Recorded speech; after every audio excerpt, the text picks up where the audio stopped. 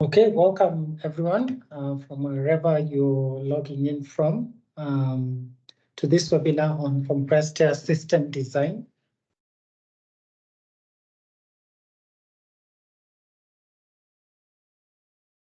Some house rules. Please keep your microphone muted during the course of the meeting to avoid interrupting. And also for those who are attending, we will share our meeting recording after this. If you accidentally leave, please use the same link to rejoin.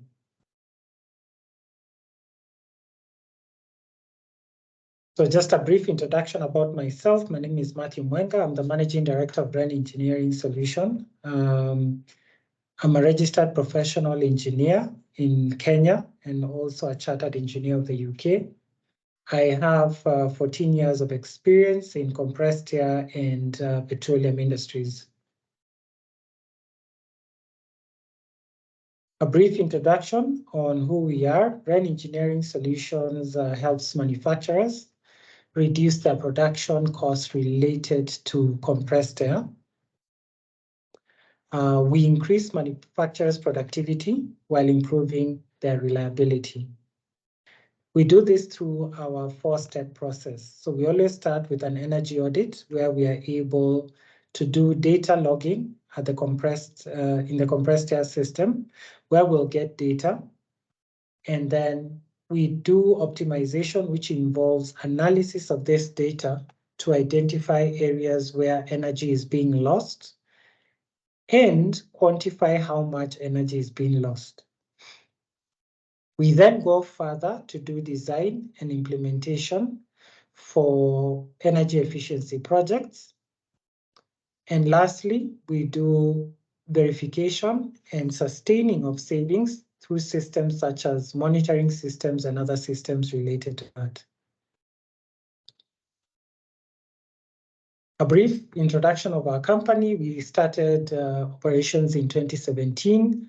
We've completed over 150 projects in 4 countries in this time. We are very highly specialized, and we've worked with many companies directly and indirectly, including those listed here.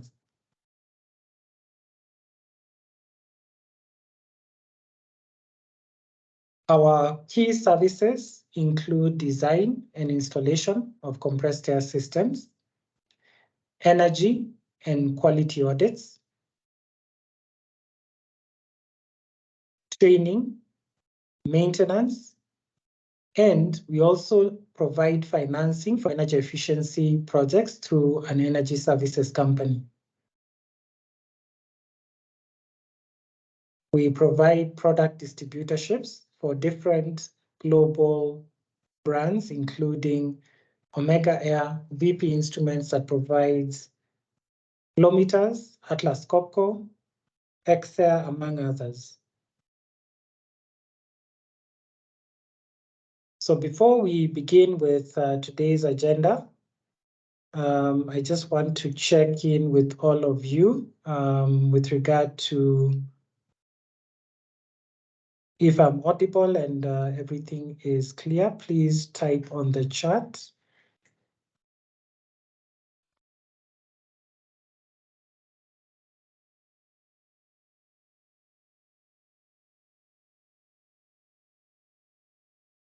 Okay, thank you. Thank you for confirming. And so we'll continue. So our agenda today is going to be divided into 3 key parts.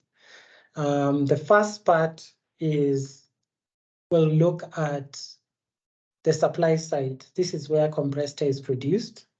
We'll then look at the distribution, which is the piping that takes compressed air from the compressor room to the factory. And then the demand side, which is basically the user points. So a brief introduction on compressed air. Compressed air is a core for, I'll just request that you mute. 1 second.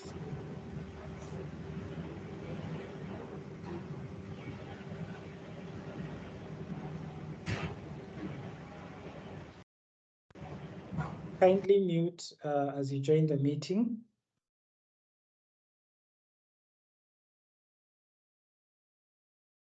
So compressed air is a core utility for manufacturers.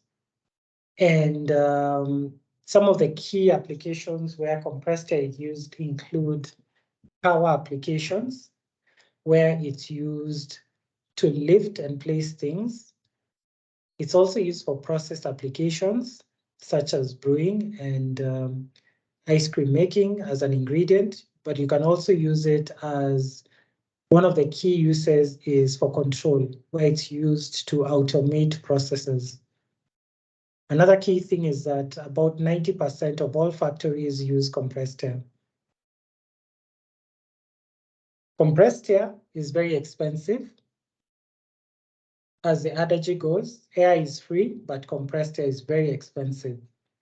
In fact, it's 10 times more expensive than using an electrical powered equipment of the same size. 10% of industrial electricity is usually used by compressors.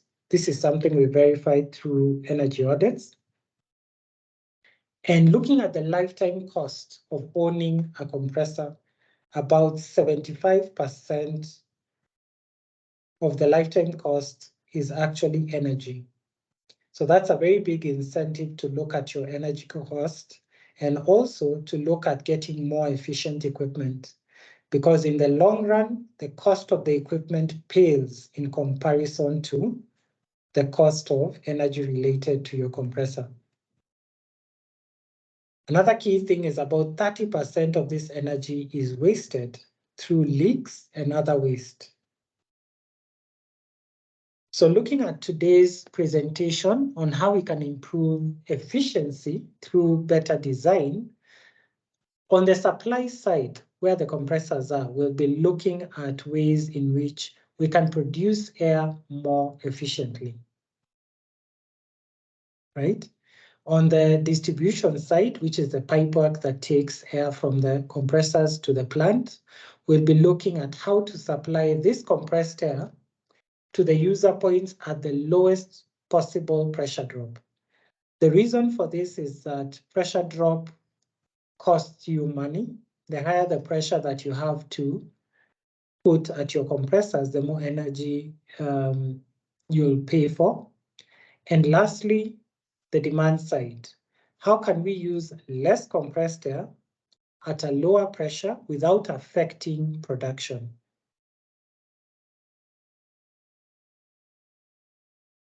So keeping this goal in mind, for the supply side, it's to look at how can we produce air more efficiently. So starting with compressor selection, some of the key ways that we look at selecting air compressors is looking at things like operating hours. So for low flow and intermittent use, for example, in a workshop, in a petrol station where the compressor is just used to fill up tires, reciprocating or piston compressors are usually your best bet for efficiency. However, if your load is very steady with long operating hours, for example, 8-hour shifts at a food factory or any other factory, then more probably a screw compressor would be more efficient. Another consideration is your demand profile. If you have very steady flow rate required by your factory over the course of the week, then usually the best idea is to look for a load unload compressor. However, if your air demand or the flow rate that your plant requires varies by time of day, for example, in the morning you need more air than in the evening, or it varies by the day of the week. For example, weekends use less air than weekdays. Then there's an opportunity to use a variable speed compressor, which is more efficient at partial loads.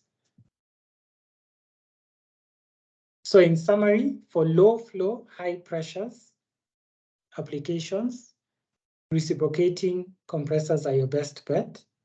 For medium flow and low to medium pressure, then screw compressors are more efficient. And for high flow and low to medium pressure applications, then centrifugal compressors would be more efficient. In selecting your compressors, another key consideration is correction calculations. And the reason for this is that compressors are rated by Free Air Delivery, FAD, at reference conditions provided by ISO 1217. And those reference conditions are temperature of 20 degrees Celsius, pressure at 1 bar, and relative humidity of 0%. So if your site conditions differ from this, it's very important that you carry out correction calculations, or at least work with a design engineer to do that, because that will ensure that you don't have an undersized compressor. So in summary, if you have a higher temperature than the reference conditions at your site, for example, possibly somewhere at the coast where the average ambient temperature would be 30 degrees or more, then a higher flow rate will be required. If, again, your relative humidity is higher than 0%, then again, higher flow rate will be required from your compressor. And lastly, if the altitude of where your site is above sea level, that means atmospheric pressure of 1 bar. So it's your pressure is lower than this, then a higher flow will also be required. And this is mainly because the higher the altitude, the lower the pressure, which means also the density of air at higher altitudes is lower, and you require a larger volume of air to deliver the same mass flow rate that you need for your application. So looking at a compressor installation with multiple compressors, one of the key things that we recommend is to look at having a master controller. And what a master controller simply does is that it maintains the pressure to the factory at a certain set point and uses logic to select the correct combination of compressors to supply compressed air to the plant while reducing the energy use. And this becomes very important when you have multiple compressors, and especially if they're larger ones. There are many times when we've visited factories and witnessed compressors fighting for control. You know, one example is a factory where we had several compressors were working, and then you had one load and load compressor that kept loading up to the loading and then unloading at the set point. And once it unloaded, the pressure in the system would quickly drop and it would load again. So it kept loading and loading, loading and loading almost within a minute, simply because there was no way to control all the compressors and to have logic to decide, okay, so to supply this demand, this is the air, these are the compressors that are required. So there are huge savings to be had for multiple compressors from using master controllers.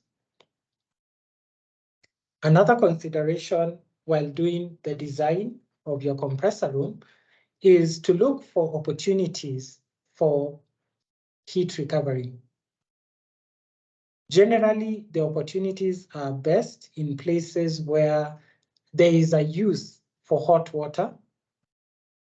For example, you might have a boiler which is located close to the compressor, and you could use hot water from the compressor to preheat the boiler feed. So you can recover up to 90 to 94% of the energy that goes into your compressor by using heat recovery. These systems are reliable and proven and are a very good idea if you have a ready use for that hot water and it replaces a more expensive energy supply. For example, you're using heating oil or another expensive way to heat the water that you'll be preheating with compressed air. Another key thing to consider when designing your compressed air is compressor efficiency. So the Compressed Air Gas Institution, or CAGI, provides data sheets. And what these data sheets give is they give the efficiency of air compressors. And so if you look at this data sheet, you'll see item number 12, which has a star, which is the specific package input power at rated capacity. The units are kilowatt per 100 CFM. And you can see for this compressor, it's 18.4 kilowatt per 100 CFM. So just to give you an example from, everyday life, this is equivalent of how many kilometers does your car travel per liter of fuel. And generally, what we find is on the compressor side, the lower the kilowatt per 100 CFM, the better. So you should consider this when selecting new equipment, just how efficient are the different models of compressors that I'm considering. Because as I said, over the lifetime of owning a compressor, by far the biggest cost will be energy. And it will be overstripped many, many times over by the initial cost of buying the compressor. So moving on from the compressor to look at air treatment. With air treatment, there are two key components, the air dryer and filters. Select the air dryer and filters based on the compressed air quality that you need.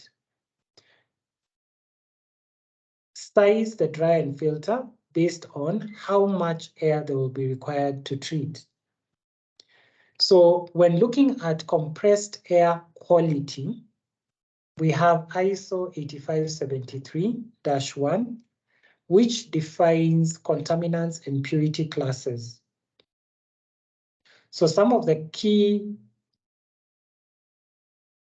contaminants are solid particles.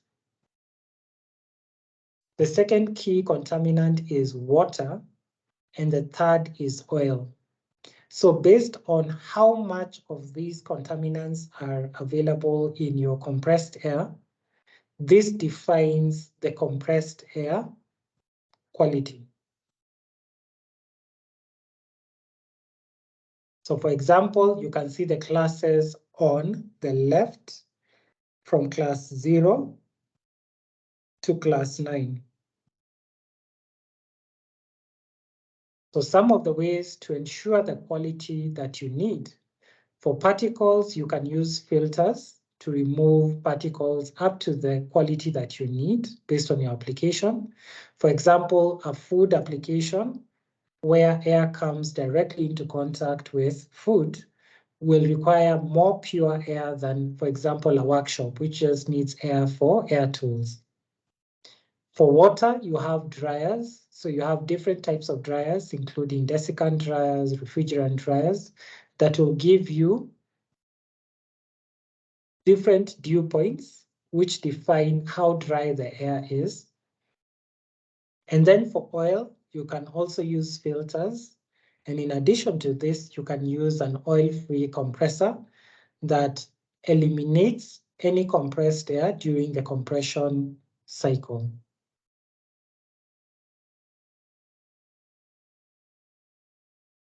Another key thing to consider with air treatment is correction factors. Remember I said it's very easy to undersize filters, or in this case, filters and dryers. And what usually that means is that if these are undersized, you have a higher pressure drop. And in addition, you're not getting the purity of air that you want in your factory. So for refrigerant dryers, higher ambient and inlet temperatures mean you need a larger dryer than you would probably need under standard conditions, which are defined as 25 degrees for ambient temperature and 35 degrees for inlet temperature. In addition, for dryers, if the inlet pressure is higher than 7 bar, then you need a smaller dryer. For line filters, lower inlet pressure means you need a larger filter.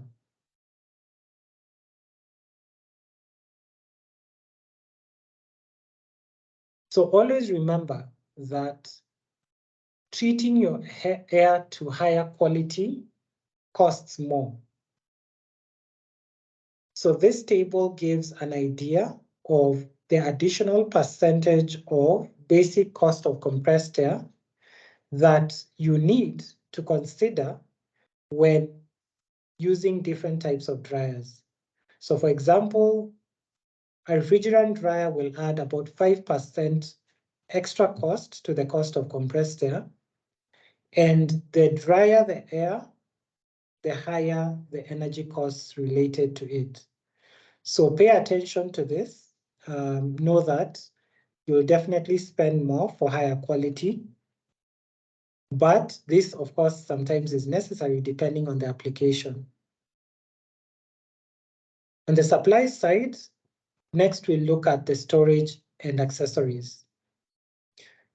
So use electronic water drains like the ones shown in the pictures on the right. What these do is they ensure that no compressed air is lost during the process of draining the compressor. When air is compressed, heat is released, but also a lot of water that was in the air also comes out. And a lot of it usually settles in the air receiver, and electronic water drains ensure that only water is released and precious compressed air is not lost. Another key consideration is sizing your air receiver. So there's some guidance. So generally, a load unload compressor will require a larger receiver than a variable speed compressor. Another thing is to ensure that you size your safety valve correctly to ensure that it keeps all the equipment safe, and especially considering the safe working pressure for your air receiver. Next, looking at room design, always ensure you have at least 1 meter around the air compressor to ensure that there is enough space for maintenance when it's carried out. So these are just some pictures of some designs we've done and installations we've done. There are many, many compressor rooms that we find where equipment is really packed in really close together, so it's very hard to do service. So for example, the picture on the top right, you can't see the compressors, but they're on the far left. So here we had compressors, we had a header, and then 3 receivers, and then another header to the 2 dryers. And this type of design ensured there was a lot of redundancy in terms of being able to supply different pressures to different parts of the factory, but also ensuring that the compressors can support different sides of the factory in case there is a breakdown. Another key consideration is ventilation. So as we said, around 90% of the energy that goes into a compressor is released as heat, and only 10% actually is converted to compressed air. So if this heat is not removed from the compressor room, it reduces the efficiency of your compressor. So to summarize, on the supply side, some of the things you should consider are, is your use continuous or intermittent? Look at your demand profile. Is it constant? Is it variable? If your demand profile or air consumption varies by time of day or day of week, then a variable speed compressor would give you savings. Use correction factors to ensure that you don't undersize equipment. If you have more than one compressor, you can consider a master controller that ensures that they run at their most efficient range. Another key consideration is heat recovery. If you have a ready use for hot water, you can recover a lot of the heat that is lost during compression of compressed air. Compare the efficiency of compressors while selecting them. Remember that higher quality air costs you more in terms of energy. Include water drains, electronic water drains, to ensure that air is not lost when draining condensate.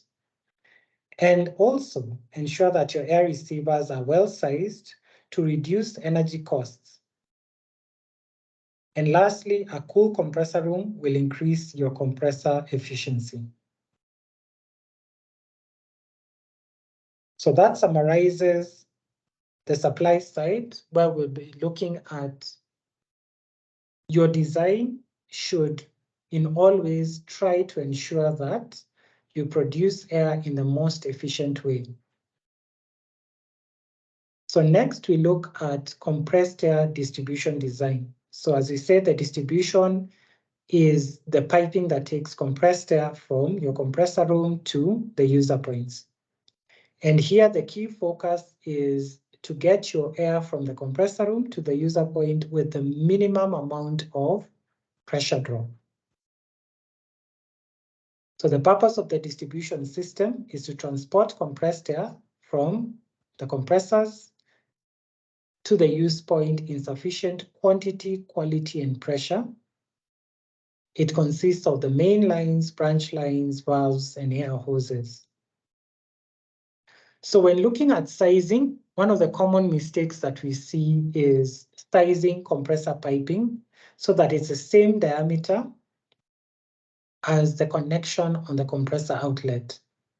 This is highly discouraged because a lot of manufacturers will use a common body size of compressor for different flow rates.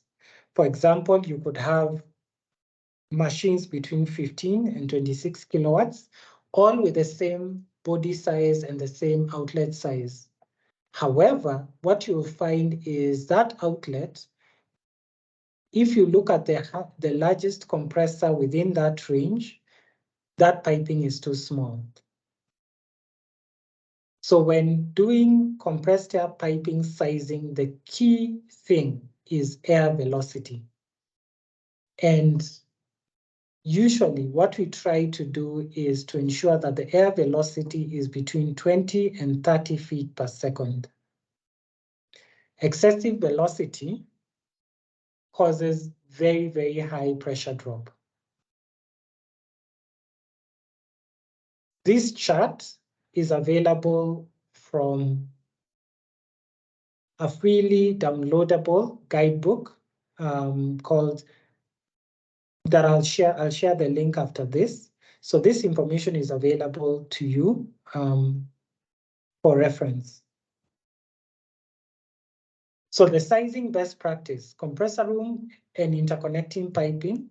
So here the key thing is to transport the maximum amount of supply flow from the compressors through the dryer filter receiver with the minimum pressure drop, right?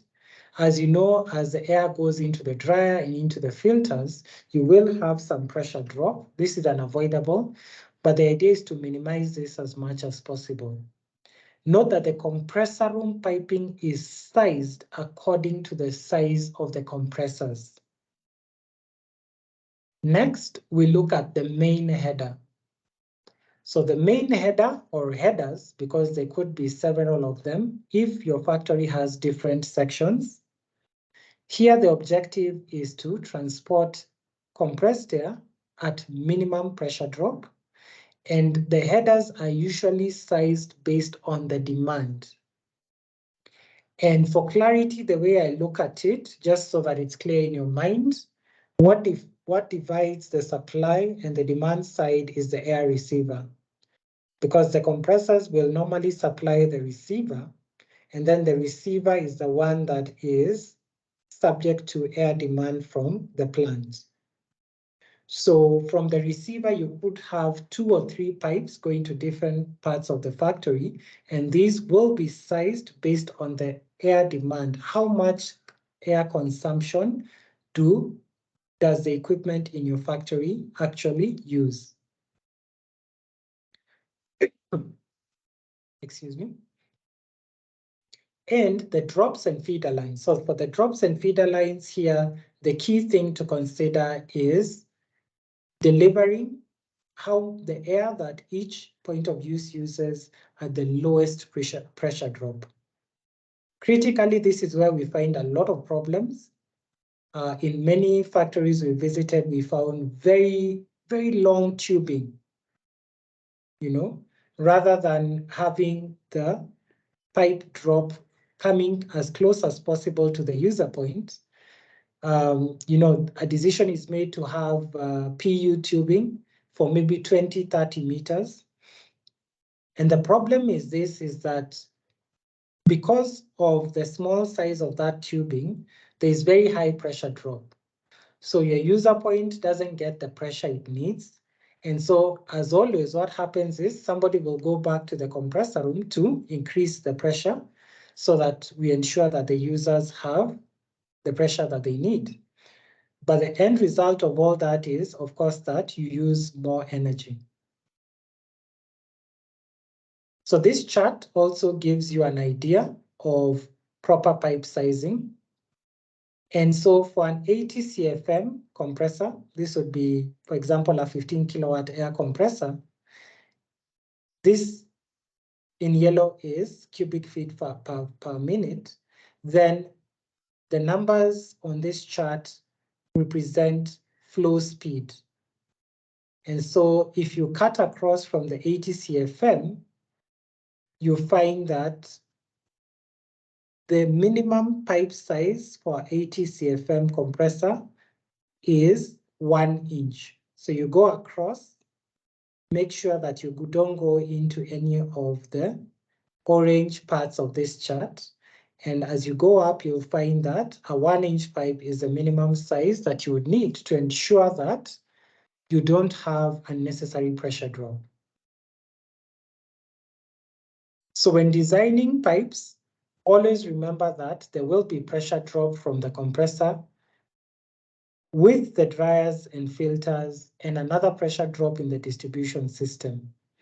The idea is to ensure that you have the lowest pressure drop possible between the compressor and the user point, because all this pressure drop, you have to pay for it through higher energy costs. In looking at the design of the distribution network, a ring main is recommended. A ring main offers pressure stability by supplying air to the same point from 2 different directions. An open system is not recommended, but it can be used for short pipe runs. The reason for this is that this open system leads to pressure and flow depletion along the line, so that the last user along this line will be getting very little air and more probably not getting the pressure that they need. In selecting your piping, select piping material based on the application. For example, food and pharmaceutical, where you would want higher quality of air, you can consider aluminum or stainless steel piping. For instrument air, aluminum or galvanized piping are okay, but it's important to consider the fact that for galvanized piping, there's higher operational cost related to leak repairs.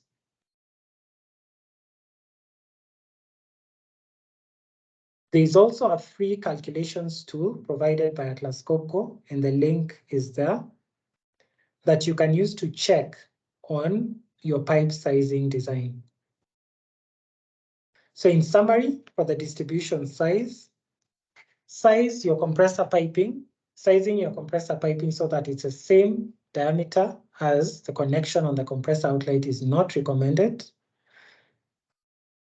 For the compressor room, take into account the actual compressor flow and the number of compressors if you have a header.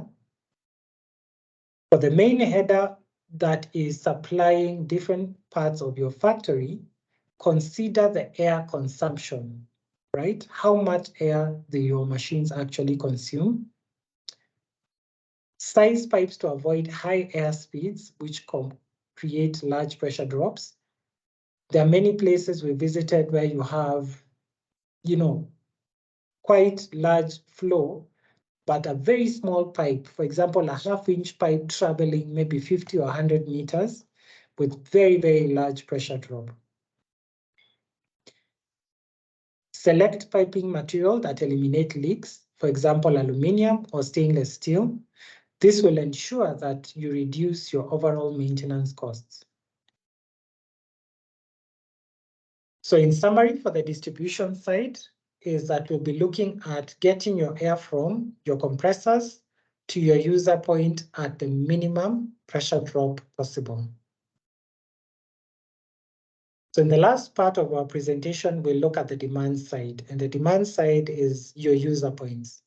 And here, the idea is to look at how can we use as little compressed air as possible at the lowest pressure without affecting production.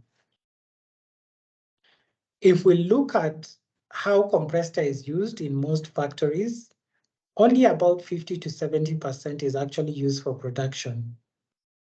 A large chunk, as we said, goes to leaks, 10 to 20%, and inappropriate uses, 20 to 30%. And lastly, artificial demand. So inappropriate uses are any application that can be done more effectively in a method other than compressed air. And artificial demand is increased demand due to excessive system pressure. The simplest way to explain this is if you have a machine that needs 6 bar, if you give it 7 bar, the machine will still work, but it will not produce more efficiently or increase output. But at 7 bar, it will use more compressed air in terms of flow. So that's what we call artificial demand. So some of the common inappropriate uses include open blowing. This is a very, very common one. Open blowing can be used for cooling, drying, cleanup, and there are many alternatives to this. You can use blowers, fans, you can use brushes or brooms. In many ways, if possible, avoid using compressed air due to the costs involved. So the pictures are from site visits that we have conducted. On the left is a bottling line that uses compressed air from a drilled pipe, and it's used to dry the bottles before labels are installed. On the right is a bank of copper pipes used to dry steel angles before printing. So these two are very, very inefficient uses of compressed air. So looking at how can we save this air, we can use intelligent replacements. So in this example, we have a 1/4-inch copper pipe with an inlet pressure of 80 psi or 5.5 bar. So your air consumption will be 33 standard cubic feet per minute at a very high noise level of 102 dBA.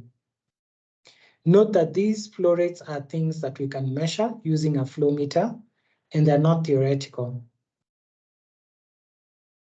However, using an intelligent super air nozzle, you can actually cut this air consumption. If it's necessary that you must use compressed air, you can cut it from 33 SCFM to 14 and also reduce your noise level. So how much does this translate to in terms of savings? The copper pipe uses 33 standard cubic feet per minute. If your cost of air is 56 shillings per 100 standard cubic feet, then for an 8-hour shift, you're using 880 shillings per shift. During the equivalent shift, using an air nozzle, you'll use 376 shillings. Extrapolating this over a year, you find that the cost of air using a 1/4-inch copper pipe will be 220,000 shillings versus 94,000 shillings for a super air nozzle. Generally, these nozzles will cost you around 6,000 to 8,000 shillings. Your payback is in 17 days, less than a month. For more information on these calculations, you can reference our previous webinar that talked about how to save energy. The link is provided there and will be available once we share the recording with you. So how do these intelligent products work? They work through air entrainment. So how it works is that you have very little amount of compressed air going out through these small holes in the nozzle, but as it does, as the compressed air goes out, it entrains atmospheric air. And this means that you get a very large flow of air to your application while using very little compressed air.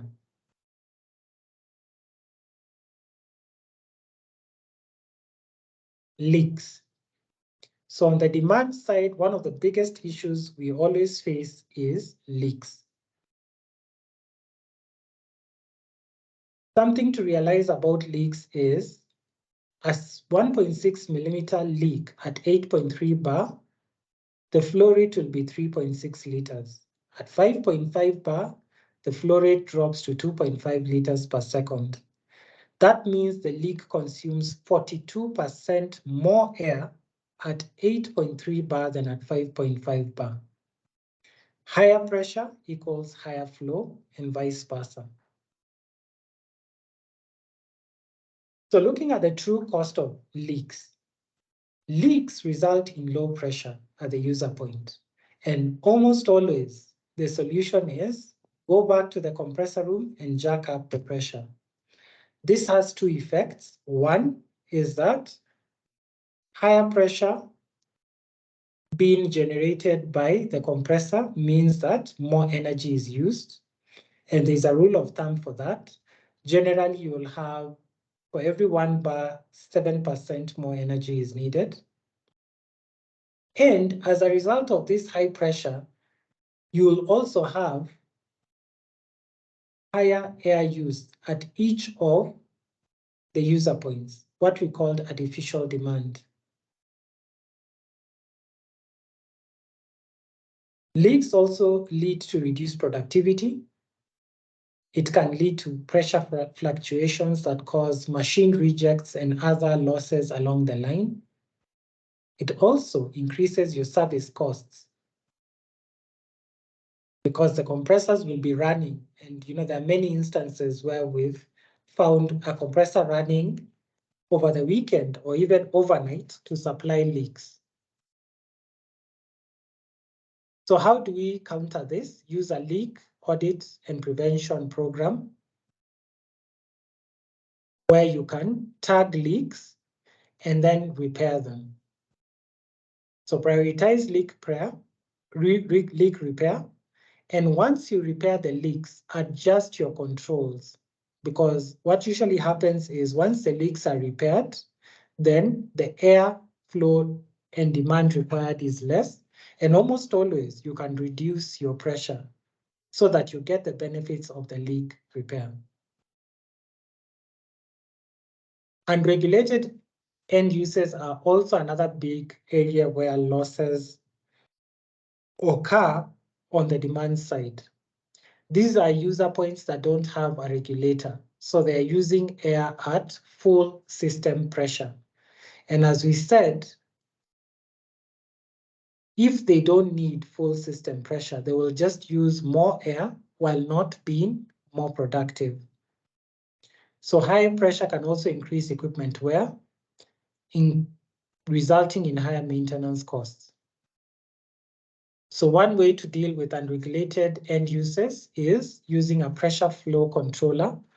You can think of a pressure flow controller as a large regulator that you can use for different parts of your factory or even your whole factory. And what it does is that it has within it some storage and a valve. And what it does is that it balances the pressure at within a certain range, while ensuring that enough compressed air is supplied to the factory.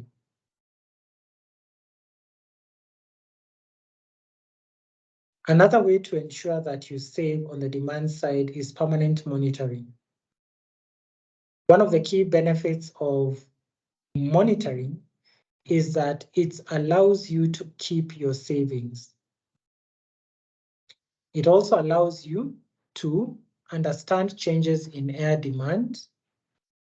And in some of the places where we've installed this, it allows you to actually quantify any savings measures that you undertake. For example, at one factory, we reduced the pressure by 1 bar and were able to immediately see how the energy consumption reduced after a leak detection and repair campaign. So in summary, on the demand side, avoid inappropriate uses of compressed air, such as blowing or cooling. But if you must use compressed air for these applications, then use intelligent compressed air products. Eliminate leaks because they account for the biggest savings opportunity in most compressed air systems. Avoid unregulated end users, such as machines that use compressed air at full pressure when they don't need it. You can use pressure flow controllers to regulate pressure for these parts of your factory. And lastly, you can use permanent monitoring to keep tabs on your air use and also set KPIs such as system-specific power, which looks at how efficient is your compressed air system. How much energy goes in to produce a certain amount of air that your plant is using. In many cases, we found factories where they're using double the most, best in class energy consumption for a certain amount of air that the plant is consuming. So with that, I come to the end of my slides, and I want to thank you for joining us, and would like to ask if you have any questions, feel free to unmute and ask your question. You can also type your question on the chat.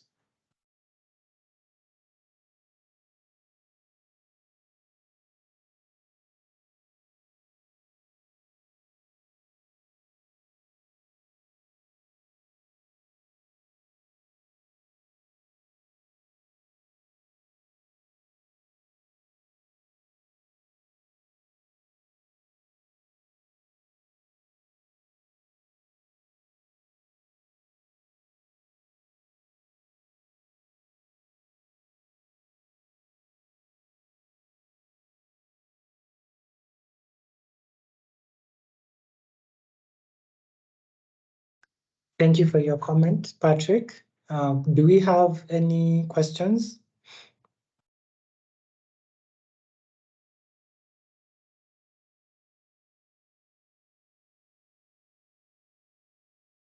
So I'm going to share a poll with you. Please take the time to fill this out so that we get feedback on how our presentation went. I see we have a question from Ravina. Please go ahead. Hello, Matthew. This is Ravina Wanga. Thank you for the very insightful session we've just had. Mine is just to ask, how can I access the slides that you've taken us through? Okay, thank you for your question. I had mentioned this for those who joined early. We will share a recording of this presentation with all who attended today. I believe we do have your email addresses, and we will send this to you within the next couple of days. Okay, thanks a lot. That's all. Okay, so please take time to answer, to give responses to the poll which has been launched. I hope you can all see it. Please confirm if you can.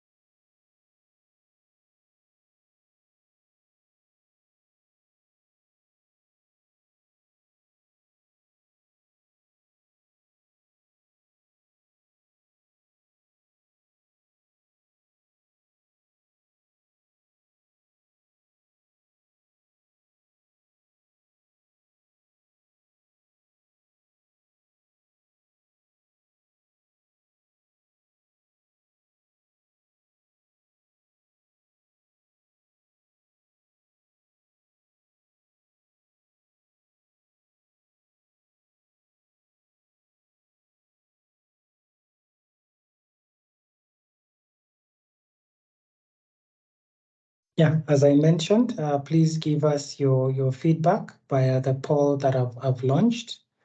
We really appreciate your feedback about this presentation and just some ideas on some of the topics that we can look at next time.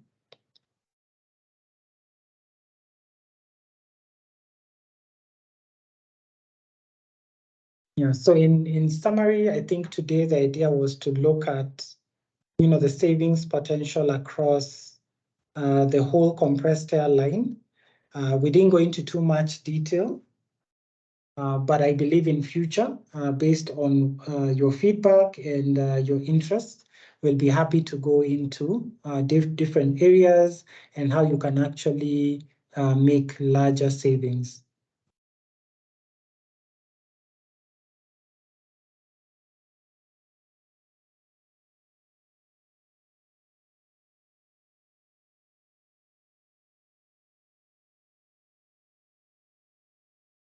So we still have a couple of minutes left.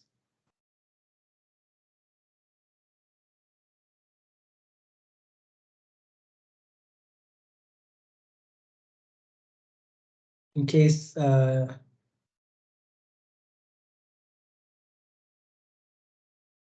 have any questions, but I guess